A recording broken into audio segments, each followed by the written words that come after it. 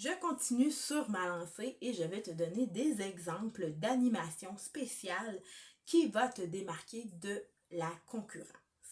Mes idées d'animation sont vraiment pour pouvoir te démarquer et démontrer ton expertise. C'est hyper important. On est des professionnels, ça coche. Hey, on va se faire former, ça nous coûte une fortune. On a toujours des bonnes idées, on est des artistes, puis montrer notre expérience, ça fait toute la différence. Alors, je vais commencer avec mes idées. On est en 2022, puis on s'entend que les réseaux sociaux ont la cote. ont vraiment la cote. On peut vraiment aller chercher beaucoup de personnes par les réseaux sociaux. Je pense à Facebook, Instagram, c'est les principales, là, en tout cas à mon avis, que les gens utilisent, qui regardent. Et moi, j'ai décidé de me servir beaucoup de Facebook. Parce que je voulais pas traiter tout, puis parler à plein de monde. Je voulais me concentrer sur un réseau social. Puis ce que j'ai fait pour animer mon réseau social principal, qui est Facebook, c'était de faire des vidéos. Je sais que c'est pas tout le monde qui est vraiment à l'aise avec les vidéos, mais c'est pas nécessaire d'avoir une caméra puis la grosse affaire. C'est pas nécessaire.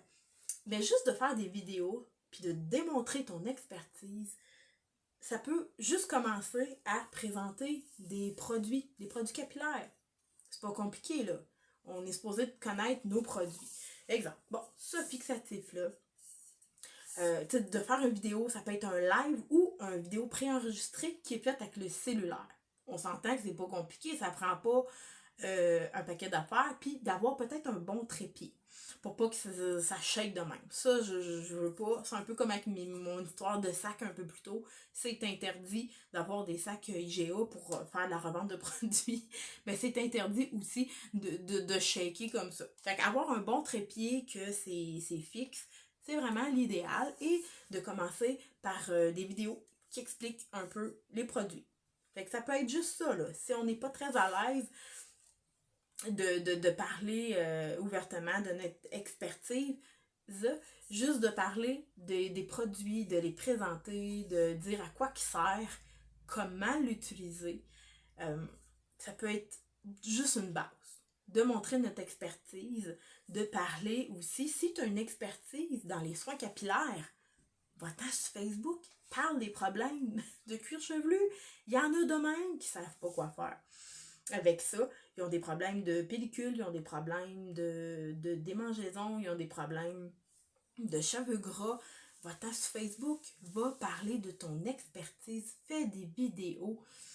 C'est ce qui va t'apporter, qui va vraiment te démarquer. Il y en a beaucoup qui en font, mais il y en a beaucoup qui en font pas non plus de la vidéo sur Facebook parce qu'ils se disent trop gênés, soit qu'ils sont gênés d'eux autres.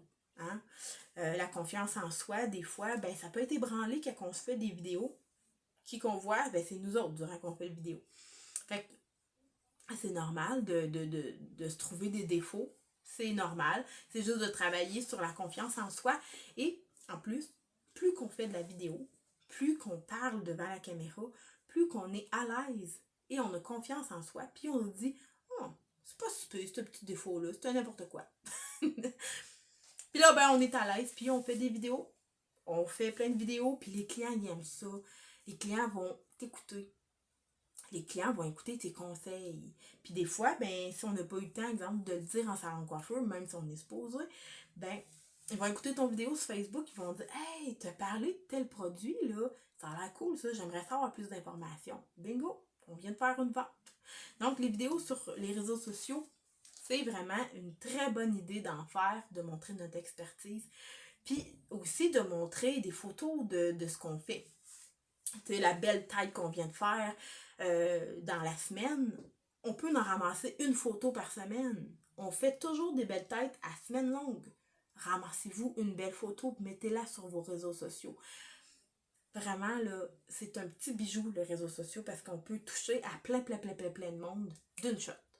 D'une shot, en tas de dire. Fait que, de faire de la vidéo sur Facebook, c'est génial. Moi, je dis Facebook, mais ça peut être Pinterest, ça peut être Twitter, TikTok. Il y en a, il y en a, il y en a. Amusez-vous, amuse-toi.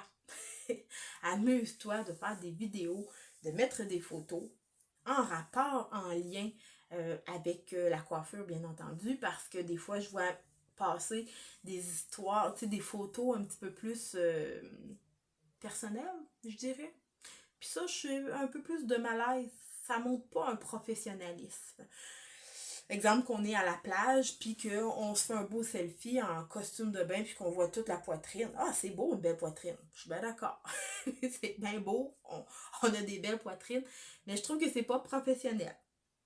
C'est pas professionnel, puis je suggère fortement de faire attention à ce qu'on met sur nos réseaux sociaux pour garder un certain professionnalisme à tout ça.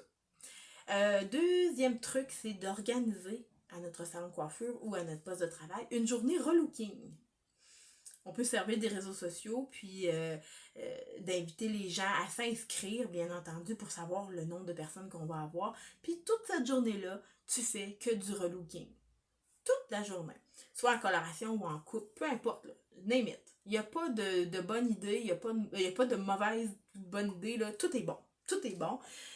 De laisser aller notre imagination. Okay? On est créatif, on se laisse aller avec ça. Fait qu'organiser une journée relooking, ça peut être super le fun. Ça peut être aussi pour la fête des mères. Tu sais, organiser quelque chose pour la fête des mères, t'inscris ta mère, puis tu lui fais un relooking. Ça peut être intéressant. Ça peut être vraiment intéressant. Ça peut être aussi organiser un shooting photo. Exemple que la cliente ou le client se prend un rendez-vous, c'est une journée fixe, hein, très important. De l'annoncer sur les réseaux sociaux, puis de dire, exemple, le 13 mai, j'organise un shooting photo. On peut faire affaire avec une photographe de la place. On peut faire affaire avec personne, juste avec notre cellulaire. Ça coûte pas cher, on s'entend. Mais d'organiser ça, ça peut être vraiment très, très, très intéressant pour la clientèle. Fait que le shooting photo, ben là, ils se font tout coiffer. Mais de faire affaire avec photographe, c'est vraiment le fun. C'est vraiment le fun. Parce que nous, on va coiffer la personne. OK? On va la coiffer. On va la mettre belle. Puis, elle s'en va dans un autre local et la photographe l'attend. Hey, c'est-tu pas le fun? Fait que là, elle a juste payé sa mise en pli. Puis elle s'en va de l'autre côté, puis elle se fait faire des belles photos, puis elle est super contente parce qu'elle a eu un 2 pour 1. Fait que d'organiser ça avec quelqu'un, le shooting photo avec un ou une professionnelle qui fait ça, c'est super le fun. Ça peut être fait à l'extérieur aussi. Si vous n'avez pas le local, le salon de coiffeur qui n'est pas assez gros, c'est possible de le faire à l'extérieur. Fait que ça, c'est de s'organiser, de penser où, à quel endroit, de penser combien aussi ça peut être fait. Mais tu sais que la cliente, elle ait quelque chose, un petit package deal comme ça, là. Ça va être le fun, puis elle va pouvoir mettre ça sur ses murs, puis tu peux l'organiser une fois par année, ça. C'est pas nécessaire que ça soit fait tout le temps. Parce que des fois, comme je disais, souvent on manque de temps. Mais ça peut être le fun de faire ça une fois par année. On peut organiser aussi des cours de coiffure. Combien de fois que une cliente nous dit « Ah, c'est beau quand je sors du salon. Je sais pas comment faire, moi, à la maison. » Ben, c'est d'organiser une journée sous inscription encore, avec une date précise, avec un prix précis. Et la cliente, ça peut être fait sur des groupes. Je l'ai fait souvent, plusieurs fois par année, dans le temps qu'on pouvait recevoir beaucoup de monde qui n'avait pas de COVID. Je recevais des groupes à mon salon de coiffure et je présentais une gamme au complet. Je l'ai faite avec Morocanoil, je l'ai faite avec plusieurs gammes, puis j'avais même une petite vidéo de présentation. J'avais un PowerPoint.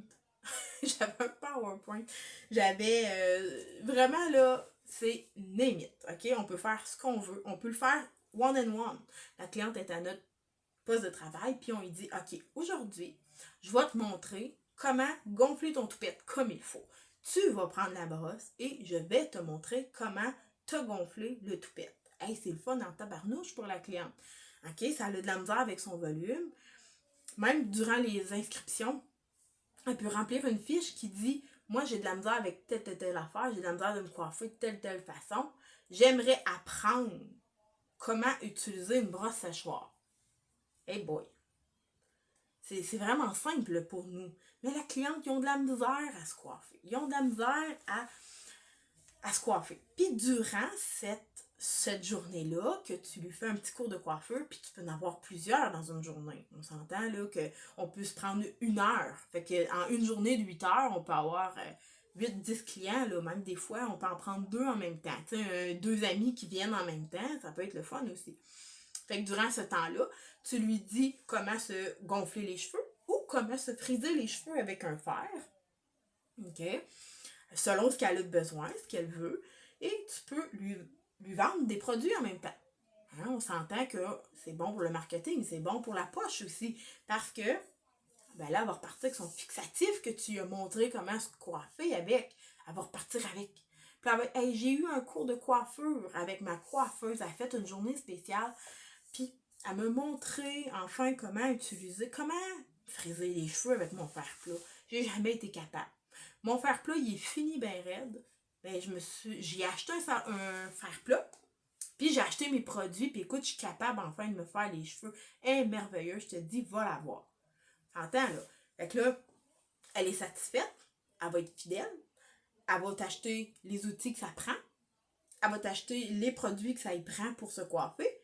Puis en plus, ça fait du bouche à oreille. Hey, on s'entend, là. Puis en plus, elle va être fidèle, elle va toujours revenir avec toi parce que tu lui as montré plein de trucs.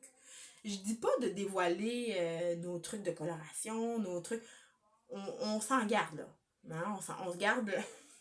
On se garde un peu de gêne, mais pourquoi pas y en montrer un peu. Elle va être contente, puis elle va revenir, puis elle va en parler.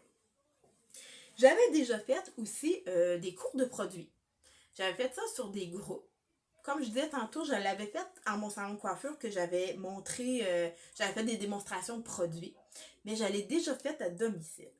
Là, je sais que c'est peut-être pas le temps à cause du fameux COVID, mais ça peut être le fun à exploiter en ligne. On peut le faire en ligne. Hein? En ligne, maintenant, c'est plus facile.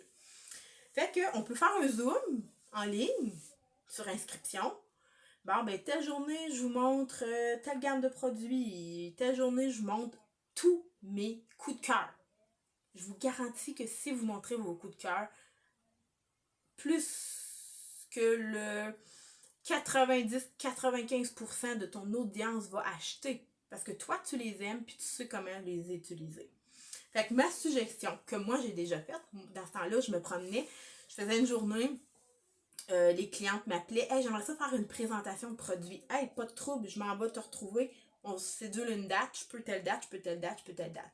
La cliente, par exemple, je veux que ça soit un groupe de 10 personnes et plus, parce que 10 personnes et moins, moi, je vais pas, je me déplace pas. Puis si c'était à tant de kilomètres du salon de coiffeur, j'allais pas non plus, ou fallait qu'ils payent un montant en gaz.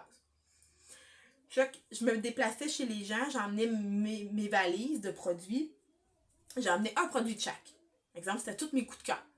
Et je présentais à mon audience, devant les personnes, je te présente, je vous présente, bon, ben, tel produit, on s'en sert de telle façon, il y a tel ingrédient, je l'utilise dans tel cas. Je donnais tout le pedigree du produit.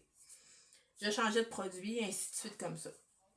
Fait que je montrais tous les produits, à quoi ils servent. Et puis là, à la fin de la présentation, les gens passaient chacun leur tour et venaient passer le commande. Fallait qu'ils payent tout de suite, par exemple. Fallait qu'ils payent le produit, s'il est 25 $, ils payaient 25 $. Hey, j'ai sorti des factures, là. Je peux vous dire, là. Facture pour une personne de 200 piastres et plus, là. Elle partait les plein. Et après ça, moi, je retournais au salon de coiffeur une autre journée, je préparais les commandes. Puis chez l'autre, la hôtesse qui avait reçu toutes ces personnes-là chez elle, ben là, une journée fixe, j'allais porter tous les petits sacs avec toutes les commandes. Fait que ça peut être fait quand il n'y a pas de COVID ou quand ça va être fini. Ou sinon, on peut le faire en ligne. Comme je disais plus tôt, on peut le faire en ligne avec un Zoom à une journée précise. On présente tous les produits. Après ça, les clientes en privé sur Facebook. Je sais pas comment vous pouvez que tu peux organiser ça, mais il y a tellement de façons. Après ça, elle t'écrit en privé ou elle peut faire un virement Interac aussi. Très attention, quand on fait des présentations comme ça, les produits doivent être payés avant qu'ils soient livrés, là, on s'entend. Là.